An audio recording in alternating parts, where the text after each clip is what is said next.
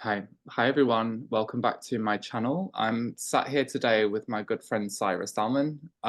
She is a record keeper and an amazing grid worker. We work together quite frequently on the grids. And I just wanted to kind of have her on my channel really and just have a bit of a chit chat with you and just see where it goes. Would you like to introduce yourself? Yeah, well, I mean, you've done a nice job of it there. I've been kicking around for a fair few years doing all sorts of things. So yeah, I mean, more recently, as you mentioned, the grid worker and the record keeper side in particular have opened up in the last few years. The most amazing information's been pouring through about really our hidden histories and the true origins of who we are as a species. And I've dived down so many rabbit holes. Mm.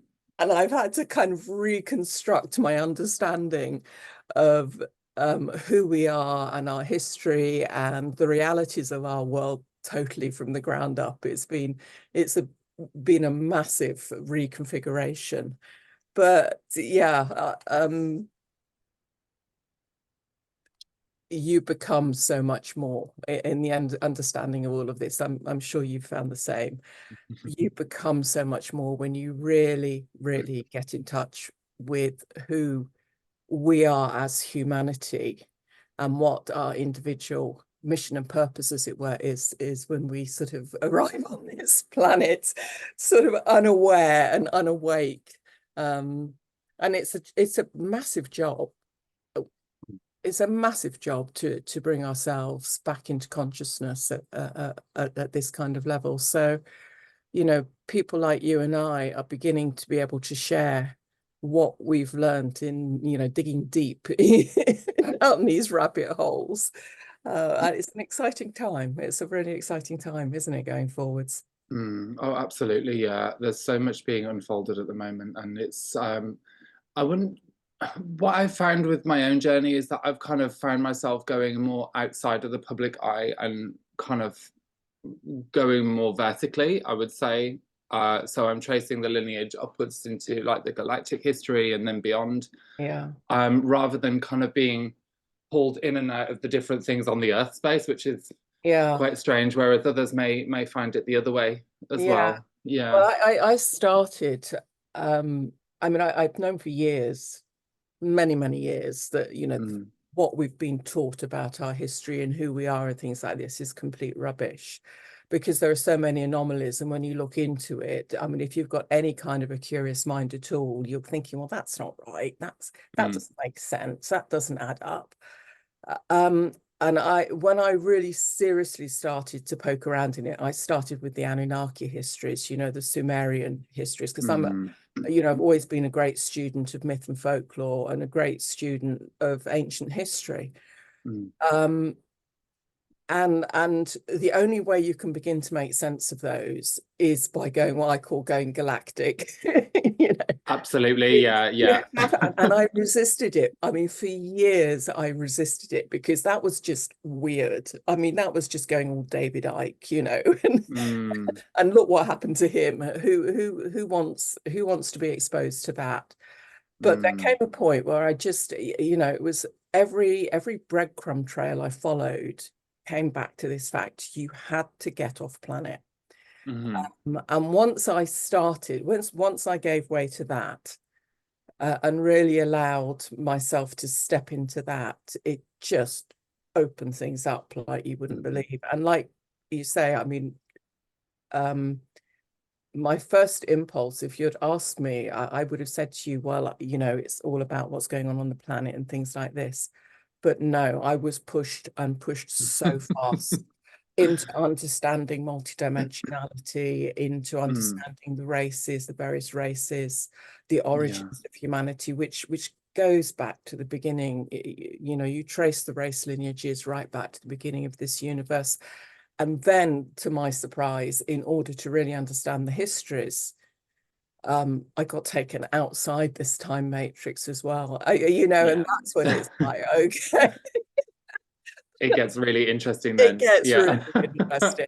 And then having, you know, having been given that massive overview, I mean, that is really, really, you know, high eagles viewpoint, everything.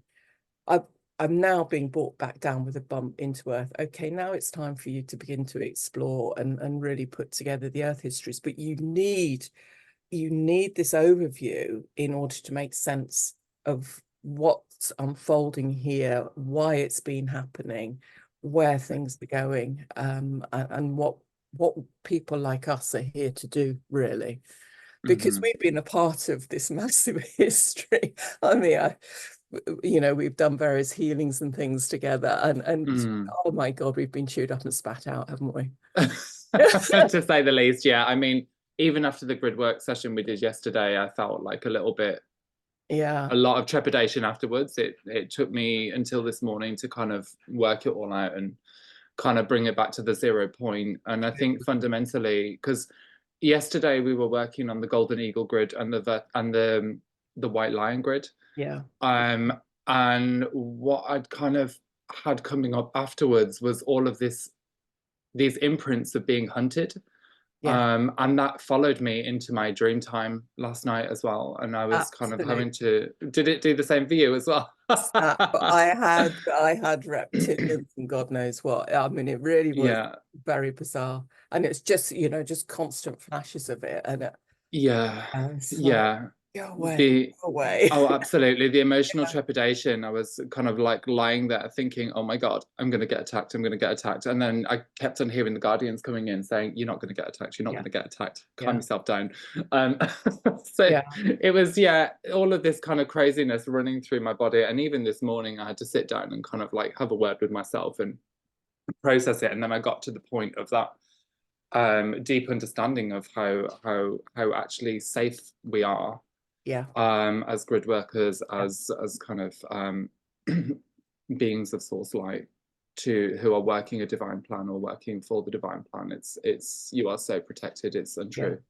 I mean, they can only get at you if you allow them to. Absolutely. I came to that understanding some time ago. And unless there is some massive trauma that kind of opens up your light body to them because of shock, you're utterly safe. Oh, absolutely. And knowing that, and then being able to work from that space, puts you in a whole different place, doesn't it? Oh, it really does. Yeah, it really, really does. And that doesn't stop all the visions and the rings and the horrors. I mean, there have been such horrors. Oh, absolutely. Yeah. I think it's interesting as well because as it processes through the system, sometimes it can come up as numbness. So when it comes up as numbness, this is more of a detached response for you to kind of just allow it to pass through, where you're not completely intertwined or engaged. If you're working as a transmuter or if you're working as like a kind of healer response, you'll get the information that comes through, but it's not as impactful. And this allows the ability to kind of step out and go into an objective viewpoint with the information to disassemble it more rapidly, I would say. Yes. Yeah. Absolutely. Yeah. And being able to sort of take that observer viewpoint. I mean, that's part of the mastery of, you know, learning the art of what we're doing. Yeah, absolutely. So you touched base on the original Anunnaki histories there. I feel like we should go into that a little bit because I know I've seen your website and I work with you daily if not, and I always come to you if I'm getting information coming in that's kind of a little bit fragmented or a bit jumbled due to the traumas and it's hard to kind of link together. I will come to you and ask you, okay, this is what I'm receiving. Have you got any kind of information on that? And it's been an absolute wealth of knowledge, an absolute abundance of information that's drawn the dots so clearly for me to kind of put the pieces together, reassemble it, and then allow it to dismantle. So so let's go into that. I think that would be a really good topic to talk about. Well, it's the Anunnaki are, I think they're possibly one of the doorways or the gateways that a lot of people use. I mean, I've got I've got a shelf full of Anunnaki books, people writing about the Anunnaki, all sorts of things on my bookshelf there, most of which, if I'm absolutely honest, I've not found useful at all, because they're very earthbound. Yeah. It only really starts to make sense when you get yourself off the planet. But they're where our histories start. I mean, the history that we've been given really begins going back about 5,000–6,000 years ago, with the beginning of the Sumerian civilization, which just kind of like seemed to pop up out of nowhere, fully formed. You know, you're not meant to ask, how did that happen? Yeah. One minute we're using Stone Age tools, the next we've got these, you know, these amazing buildings and very, very sophisticated societies and things like that. Yeah. Yeah. Shut down your questioning mind. So, but that really is the beginning of what the Anunnaki have allowed us as a history, and it starts. I mean, our history on the history of the galactic human or the angelic human goes back way, way, way beyond that. I mean, we are in the third seeding of humanity on this planet. So the last 5,000 years is just a quick blink, but we've been so shut down and so corralled by the intruder races on this planet, of which the Anunnaki are just one. It's important to realize that, you know, they're the ones who have been, shall we say, they've got, maybe the best way of saying it is they're the major actors on the stage, but there's an awful lot that goes on behind in order to put this production on. And there's other races who, if I'm honest, I think are far more threatening than the Anunnaki are. The Anunnaki, they're very good at optics. They're very good at stories. They're very good at twisting the way you see things. So they're very good frontmen in a way, and they've given us this very potted history of who we are. You know, sort of, and they're the ones that have told us that we've come from apes, and you know that if you look at the Sumerian chronicles, they basically created us from apes. So modern man is a construct of the Anunnaki, and we are they are our gods, and so on and so forth. And they've given us history, they've given us civilization, yak, you know. It's just a wonderful story to control us and make us subservient to them, and so on and so forth, because as I said, we are in the third seeding of humanity on this planet. Between them and the Draco in particular, two previous seedings going back hundreds and hundreds of thousands of years have been wiped out. And they've done enormous damage to the planet. They've done enormous damage to our DNA. We have what's called angelic DNA, or diamond sun DNA, which is a 12-strand DNA. And we've been reduced through what they have done to us to 2-strand DNA. The rest of it, you know, 97% of our DNA, a scientist will tell you, is junk DNA. No, it's not. That's our divinity. That's who we really are. That has all been shut down. That you know, so many of us now are back on the planet trying to open up again and trying to reactivate and heal and you know, bring us all back to the divine humans that we're meant to be, basically. Yeah, absolutely. That's the real story. And you know, the story that this very diminished story that the Anunnaki give us is designed to keep us in a box. Oh, absolutely. Yeah, 100%. And I find it really interesting, even with the kind of storylines of the two-strand DNA going up to the 12. What I've found is lately more well, whenever I've kind of worked with people as well, there's always an opening of the higher strands of DNA that's continual. And I feel as well, once you've kind of got that multidimensional awareness, you've really opened quite a lot of that fifth strand. So when you're kind of accessing and opening that fifth strand of DNA, you've then got access to the kind of multidimensionality of yourself, all of your memories, and then this allows the opening and the building of the higher strands of DNA. So I think with it, I don't know whether it's a two-strand DNA that was originally on within these forms. I feel like it might be a three, but I think it kind of changes and varies between them, would you say? Between the people? The Anunnaki produced various iterations. You started off, they started off with basically a worker ape. So they genetically engineered something to do the heavy work, the heavy lifting, mining of the gold and things like this that they wanted from the planet. They then decided they wanted you know, sort of house slaves effectively. So they engineered something that was a little more civilized, and then they engineered something that was, you know, more intelligent again. So there are strands. There are strands of humanity that carry all of this in it.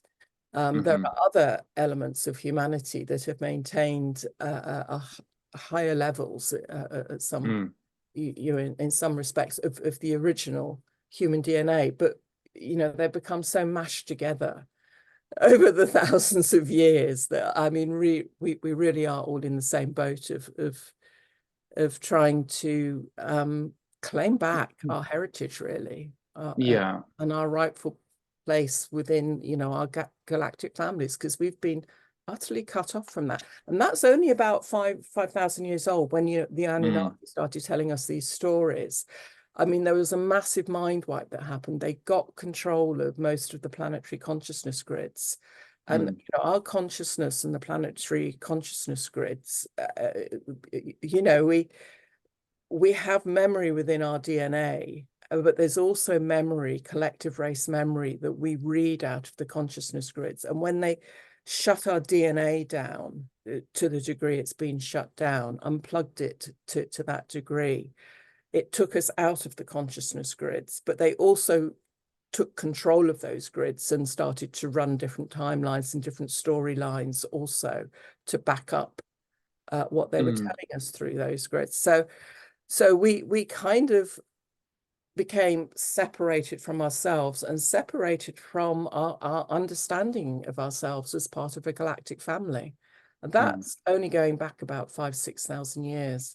It's been so total that, you know, we've so many people now believe that you know, they were a complete accident where two amoeba you know, kind of like bumped together in a muddy puddle a long time ago. Somehow miraculously, hey presto, here we are. Walking around and no longer any amoeba. I know, wow. And it completely, you know, once you understand that you are a divine being, and that divine spark within you, the sort of Christos consciousness that is just there inside you, waiting to be awakened, you see yourself differently, you respond to yourself differently, and you respond to the world around you differently. So, you know, opening up that understanding within people, awakening that understanding within people is so important to, you know, people coming back to themselves and coming back to, like, the magnificence. I mean, that's not an exaggeration, the true magnificence of who we really are. Oh, absolutely, 100%. I completely agree with you there. And I think it's really interesting as well, from a healer's perspective. A lot of the time we've gone through like vast amounts of crap that we've led to believe, well, we've been led to believe that we are like less than what we actually are. And because we've got all of these imprints of kind of low self-worth, we've got these imprints of trauma and things like that that diminish the ability to access the light body, or diminish the ability to get that perspective of the light body. It's very hard to kind of find that bridge back into the truth. Yeah. Because we're having to kind of unravel all of these extra layers that are kind of fundamentally put on. But when, and this is something I always bring up within my own group talks or my own sessions, is the reminder of the divinity is the fundamental, because that will initiate and build the sequence of source consciousness to awaken within yourself. And you do host that body of source within you as well. And that really kind of changes everything. Once you've got that perspective, you're then able to kind of question, okay, so all of this self-worth, would the God source aspect of myself really believe this? Is this true? And then when you start to run a question sequence like that, everything starts to shed off. And you get your power back through the gnosis of who you are. Yeah. Right. Because we have been very, very deeply programmed and conditioned at that level. You know, we're told we're nasty, you know, we're warlike, we're aggressive, we can't live in peace, we this, we that, we the other. But, you know, when you pull back and I look around me at the human beings I know, most human beings are really decent, honest, straightforward people. They want to live in peace with their neighbor. Doesn't matter what color your skin is or anything like this. You know, they just want to get along and they want to get on with life and raise families and things like that. And then you've got this certain section who are the power hungry, controlling, dominating, you know, low lives really, and they're the ones who are telling us we're awful, you know. And it's kind of like, you know, if there is one fault with us, I would say it's that we're so credulous. We are very trusting, you know, and if you tell us we're nasty enough times, we'll believe you because we trust you, you know. And if anything, we need to be a little a little more skeptical, a little more questioning about all of these overlays and programs that about who we're told we are, and come back again. I mean, every spiritual teacher says it, you know, come back inside yourself, find that point of divinity. Absolutely, yeah, 100%. It's so important to be able to kind of get that perspective and kind of allow that to become the truth within, so it can then translate to the truth without. And I think, okay, so I'm kind of being diverted here a little bit. You mentioned we've gone through the Anunnaki, and you've mentioned the discussion of other races. No, I feel like we should go into those other races as well, because there was something that was really interesting that you brought up the other day or yesterday, which was the Anunnaki holding the Luciferian consciousness, which I see as quite hedonistic. I see as kind of like it's narcissistic, but is also hedonistic. But then we've got the Draco, which is more satanic. So it's interesting here because there is a difference. There is an absolute difference. There is. As you said, it's the sort of reptilian, the draconian reptilian side of things, which is mainly satanic, and the satanic side is the more bloodthirsty side. It's also it's the twisting of the father principle, whereas the Luciferian side, as you say, it's more hedonistic. It isn't quite so steeped in blood and bloodlust, but it's the twisting of the mother principle into the dark mother. I ultimately, you know, they are both very nasty. They both have very similar aims. The two groups have very similar aims, which is complete control and domination of angelic humanity, assimilation, the wiping out of the diamond sun DNA. So basically choose your poison.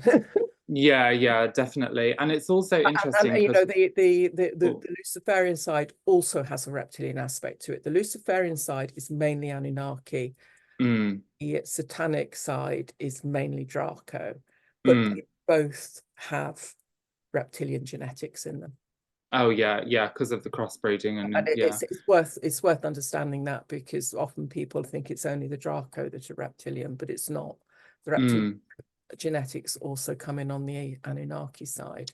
Yeah, absolutely. And I think also the third aspect to this of the dark triad as well would be the Ahrimanic side as well, which I think we've touched base on for about a second a while ago.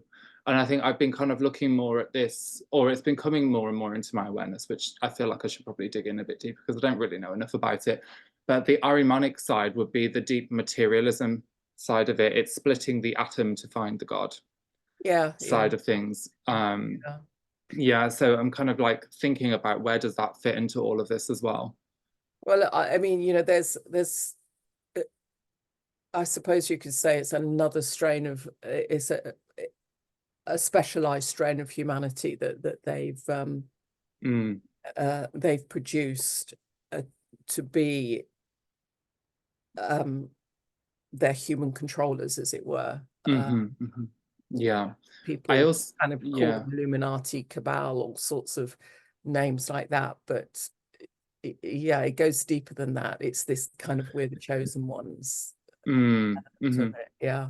Yeah, because it's interesting with the Ahrimanic one. I always feel this is again, it definitely does go into the controller side of things, but it's the one that wants to be the creator as well.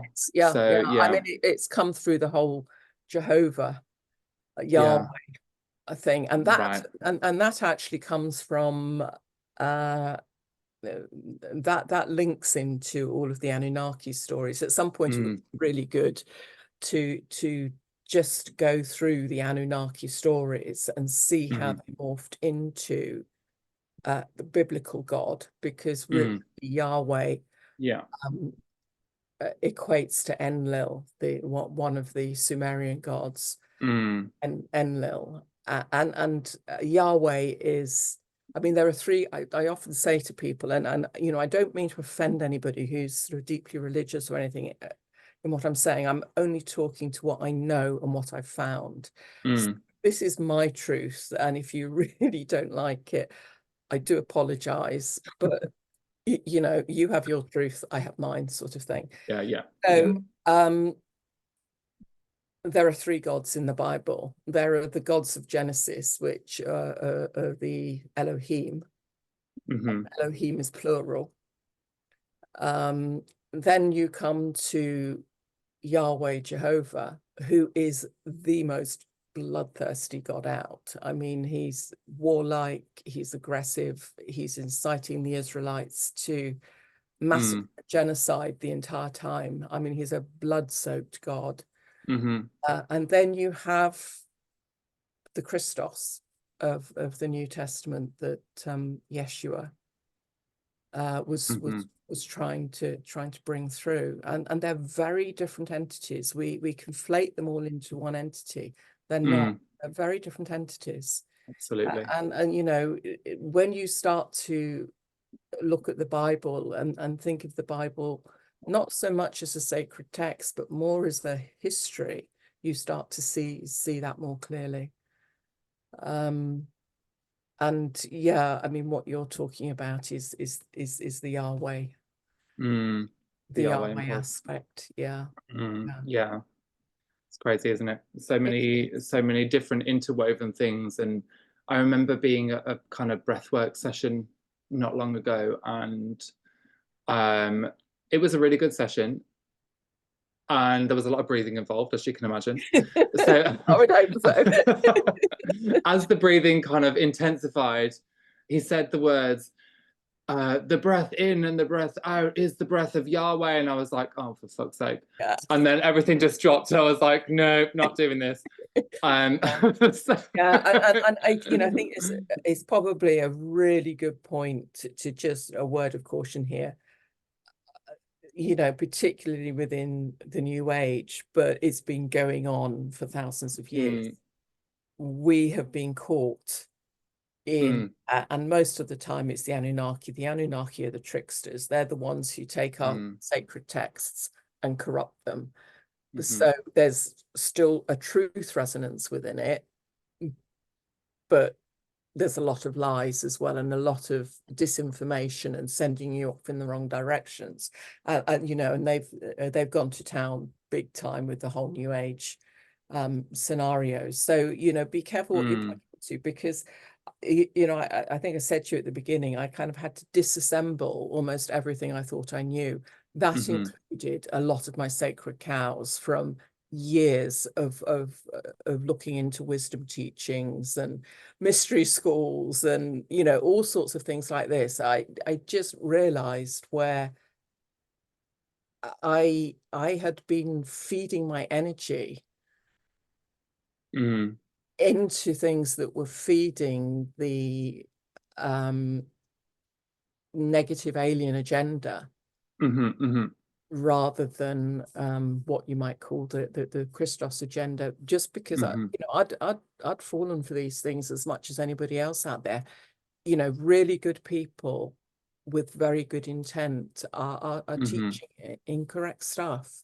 And it was a massive, I mean, there was a period where I was almost in a state of post-traumatic stress. It was like, you know, it's like everything in my life fell down, you know, pushing down around my ears. And it was like, well, what do I believe? Where is the firm ground? But when you start to, and it builds from here, it builds from inside you. There is a resonance to truth. And once you train yourself to be able to tune into that, you start to find your way through the maze, and you start to be able to pick apart. I see it like, you know, great tangled ball of wool, and this golden thread is woven, deeply woven into it.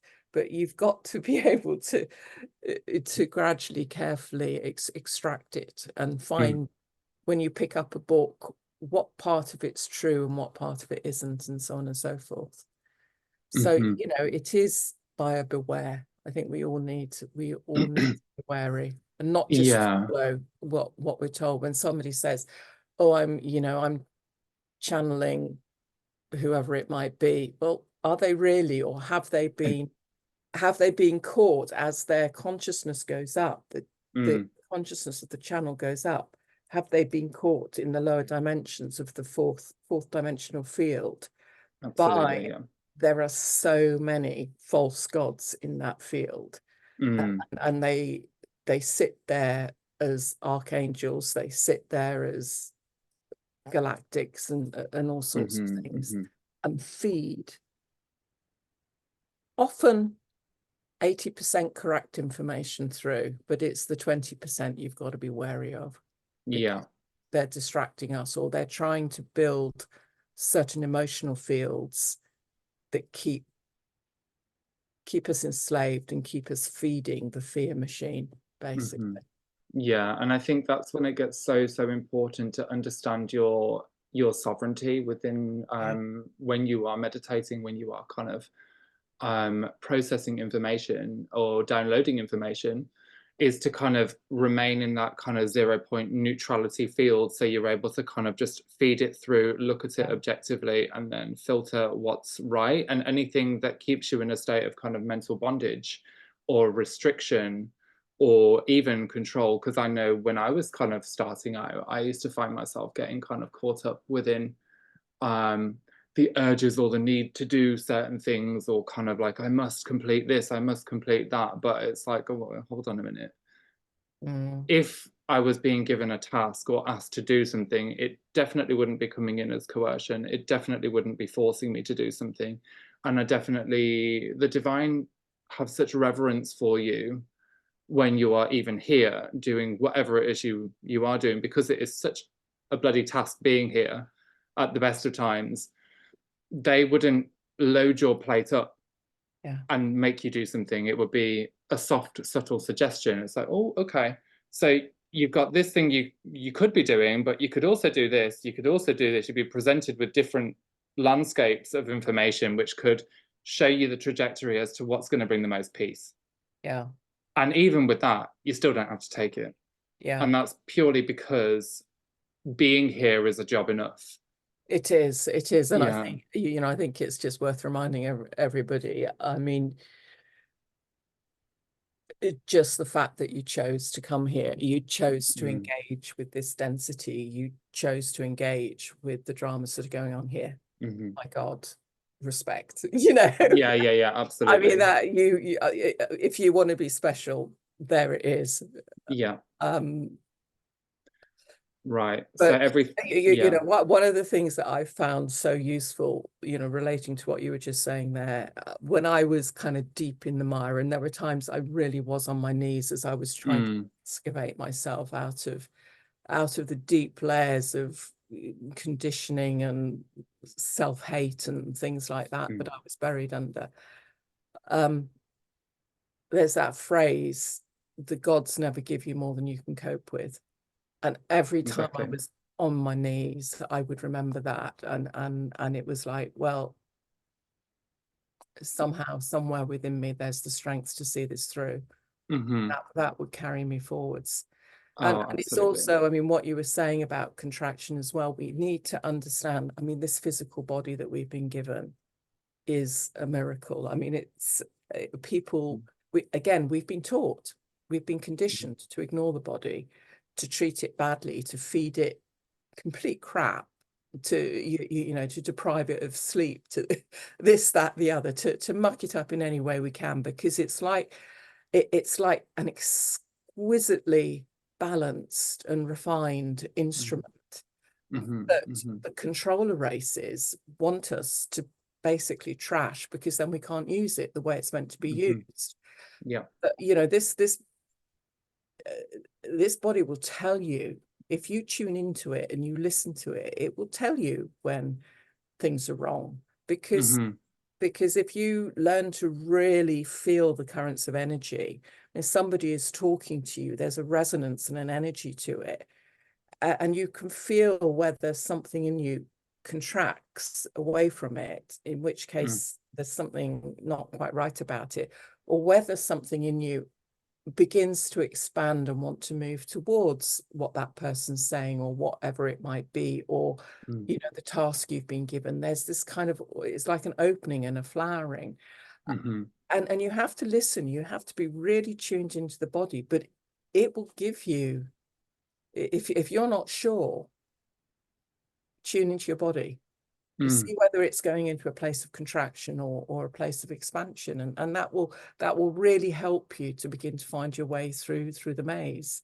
Mm. Oh, absolutely. Yeah. Even by just training yourself with simple questions as well, you can see whether something is right or whether something's wrong. And Yeah, you'll get it through as like a kind of feeling. So say if you've got like a bunch of flowers in front of you and the flowers are pink, you can say, are these flowers yellow?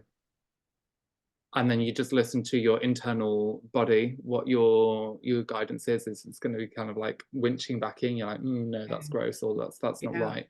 You will inherently feel it, and it will come with the same people, like commentators on the internet, or when you pick up a book, you'll have bits of information where you'll kind of, they'll pop out of the page and jump out of the page to yeah, your face, or it will just kind of almost blur over. You just don't yeah, get focused in on that part.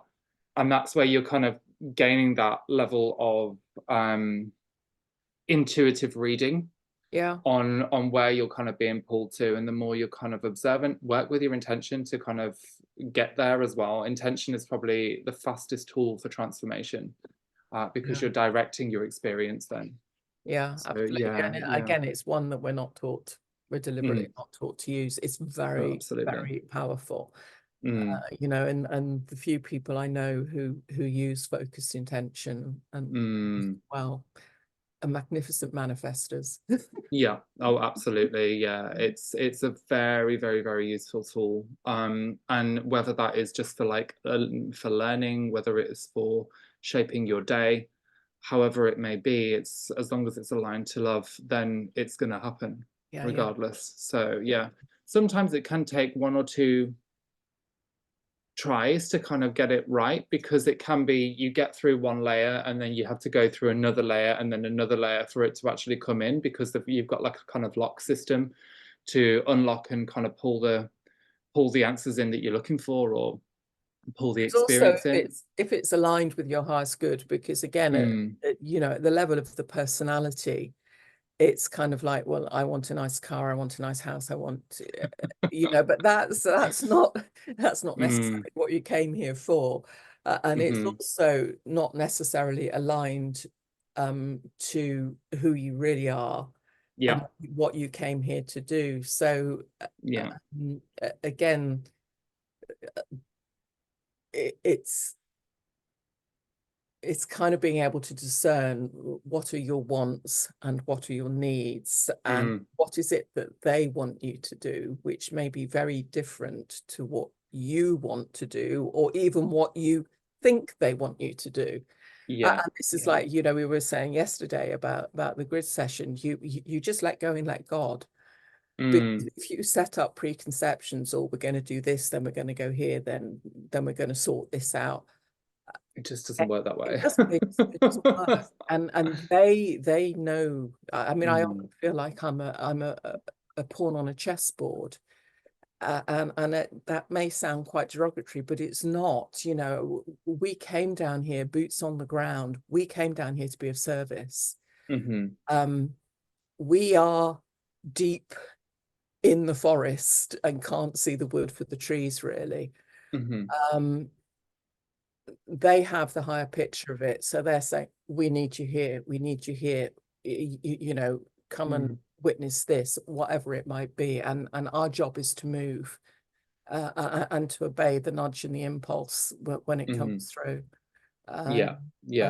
Just do what needs to be done, unlock what needs to be unlocked, see what needs to be seen, understand you know what needs to meet the person that we need to meet in order to say something to them that wakes them up, or whatever it might be. And obey those nudges and those impulses. And again, you know, that comes back to tuning into this instrument we've been given. Absolutely. Yeah, definitely. And then being able to kind of process the ins and outs and where it's kind of going. And get the ego out of the way. And I think the more you kind of heal and process, it kind of does step out of the way, or it kind of moves in and out of the awareness. And it's when you kind of process your own side of it behind the information, that's when it can kind of fully step out. And it does get to a point where you've got everything kind of running simultaneously at the same time. So, and the ego becomes more stable in the fact, so it knows when danger is. However, it also knows that you're safe. And then it allows the kind of superconscious, the unconscious, and the conscious to kind of sit together as three layers. And then you've got the ego kind of here going, here's what you've got to do. Then you can make the choice from the different viewpoints. It's important to understand the ego has a function. You know, there are certain people who it's like, I'm getting rid of my ego, I'm this, that, the other. No, you need your ego. It gives boundaries, you know, it gives some structure at this level here. But the ego shouldn't be the master. No, oh God, no, absolutely not. Always to be the servant, and it needs to know its place. Yeah, definitely. And like I said, with the healing that you do, and the ability to process information, that's when it kind of is being trained to sit in that position where it kind of sits on the shoulder, passes you information of kind of like, maybe this isn't so good. But that, again, always comes back to the resonance that you hold internally. To be the guidance as to whether it's right or wrong, whether it's the alignment that you should be following. And then you've got the information from the superconscious coming down, and what does it mean up here? The subconscious, what is your response and what's your interaction behind it? And then the conscious mind, where you can kind of make your decision through your own intuitive guidance. So that's interesting.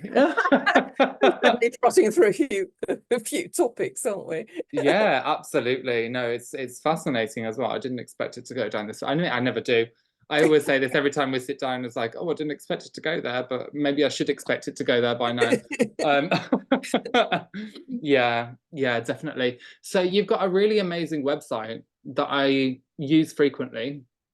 And I'd love, maybe if I just give you the power to share the screen, you can just talk It's through. not, yeah, it's not long come online, and I have to say I'm thrilled with it. The lady who's done it for me has done a super job of it. It's the website I've been wanting for years and haven't been able to find someone to put together for me. And then it literally in the last few months is just suddenly unpacked. It's like, Yay, time is now. the right time.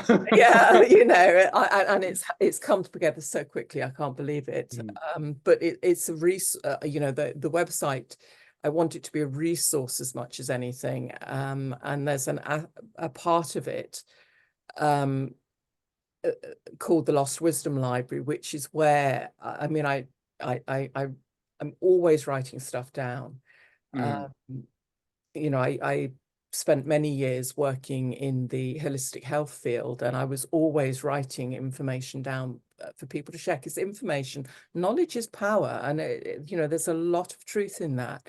We've been given incorrect understandings of who we are. We've been given incorrect understandings of our history, incorrect understandings about how our bodies work and things like this. And once you start to change the, you know, the angle from which you're looking at things, from which you're understanding things, once you start to update your concepts, then all of a sudden a lot of stuff unpacks, and I'm always putting information in front of people in the hope that you know, it triggers something in them for that process to happen. So basically the aim of the Lost Wisdom Library aspect of the website is to just make it a go-to resource for as much information as I can get out my head as time allows, basically. Yeah. Should we get it up on the screen? Yeah, go. Yeah. Okay. Yeah, I think for me, this has been incredibly useful, because whenever I work, like I mentioned earlier, I get a lot of information coming in, but sometimes it doesn't always link together. So then I can pick up the phone and be like, Saira, I've got this, and this. And you're like, okay, go here. So I literally do that. Right, how do I get in there? Do I go in this one? I think it was this one. No, sort of further up, enter Lost Wisdom Library. Oh, you need to sign in. Have you? Okay, members. I think it's this one. There we go. Yeah, that's it. This is, yeah. I mean, there is a sign into this. This sits behind a paywall. Partly because the ability for it to be censored is harder when it's behind a paywall, and partly because I have bills to pay. I'm sorry. Oh, absolutely. Yeah, girls got to eat. I have spent several years really, you know, diving so deep in order to be able to find this information, share it. Yeah, I'm more than happy to share it, and I will share it. A lot of stuff I will give out where it's needed, but I also do need to earn a living, I'm afraid. And that's fair enough. I mean, yeah, it is as it is, really. So yeah, whenever I kind of get stuck and I need to see something objectively or understand something objectively with a kind of timeline behind it, this has always been kind of perfect, because I've got the information there in front of me that translates directly to what I've just seen in the field when I'm struggling to find the words to put it together. So for me, even as I'm processing my own stuff, I'll get quite a big chunk of it myself, and then this would be the mirrored reflection back for me to understand it, basically. So it's kind of somebody else reflecting back to me what I already know. And I think also, if I didn't have the capability of channeling, it would also give me a detailed narrative as to how to kind of see where I came from, or understand what our history is somewhat, you know. So it's been an incredibly useful tool just to understand a bit of the history behind myself. These are what I call information sheets, and the information sheets, when I'm ready to write an information sheet, I mean, I have, you know, project books stuffed full of notes from that I've gathered from all over the place, from memories that have come up in me, from you know, paragraphs I've read somewhere, you know, bits of information that are dropped in, and so on and so forth. And it's pulling them all together. And when I'm able to write an information sheet and finish it, I know I've pulled in as much as I'm going to get, at least for the time being.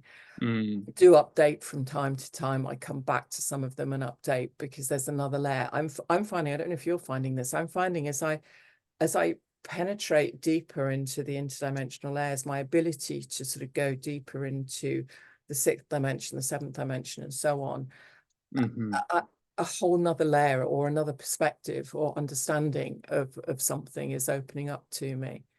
Make me come back and maybe update something like this. But oh, absolutely, yeah, 100%. And I think it's really interesting as well, since the kind of permanent seed atom opened and the monadic fields became looped in. I think it was around October last year is when they started to come online a lot more strongly. Then through to January, February, everything really blew off the handle, really. And the access to information, it's gone a whole new level. It went in, oh my God, yeah, it's gone into overdrive. So you can pull in whole monads or blueprints of information and just kind of unravel it, but understand it there and then as well. So it's become easier to join the links between the stories and follow a narrative as to where everything's kind of going into. So yeah, I mean, it's been so it's a lot more amazing. Oh yeah, it's brilliant. It's really so great. My big problem now is just the time to do all of this. There is so much to share, and I've made a start on it, but I'm a long way off doing it. And also, I mean, the information sheets are dealing with things in topics. There's a whole narrative thread as well. I mean, there is a story that needs to be told. And at some point I'll get around to doing that. That's one of the books that I want to write, because I think, you know, a lot of people don't want the detail, don't need the detail, but to have the overview, the narrative thread of the whole overview is important. Yeah. Oh, absolutely. Like us understanding our history. You know, and I keep kind of mentioning the word history. It is important, you know. How do we know where we're coming if we don't know where we've come from? If we've been told lies about where we've come from, it sets our expectations and our understanding of our potential. It totally sets it in the wrong direction. So it's important that we have this firm foundation of who we are and where we've come from, to kind of set our sail correctly for going forwards, as it were. Oh, absolutely, yeah, 100%. Now this one, I'm a bit rabid when it comes to that. It's so important. No, it's true, absolutely, because if you do need to have that history there, so you can kind of build a foundation as to where to go forward. So he dives straight into it. It's extra galactic. I know, this is the part that I'm waiting for, and I find it interesting, this race, the Borgia, how similar it is to the, not the De Medici line, but there is a House of Borgia, which is one of the... you've also got the Borg from the from Star Trek. Star Trek, wasn't it? The Borgia. Yeah, I want to see these ones coming up very soon. I think that'll be really interesting. Okay, so you've also I need to go away and spend some time on an island. Oh yeah, absolutely. I mean, island work would always be really good to get this job done. So you've got two things.